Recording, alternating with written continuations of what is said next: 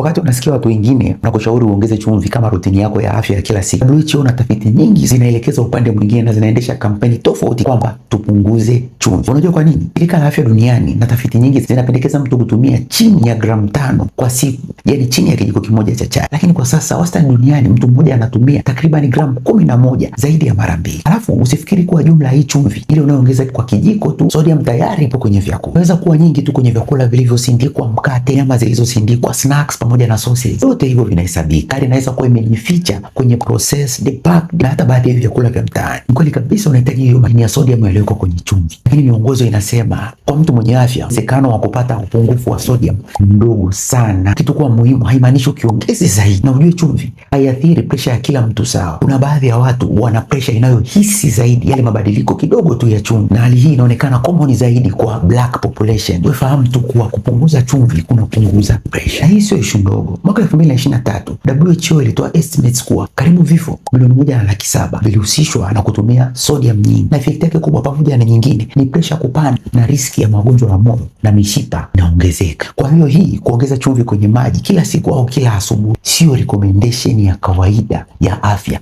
kwa mtu mwenye afya anayekula kawaida. Usiongeze chumvi kiholela kama supplement ya afya. Mwili wako unahitaji haya madini ya sodium, lakini pale inapokuwa zaidi sio salama kabisa.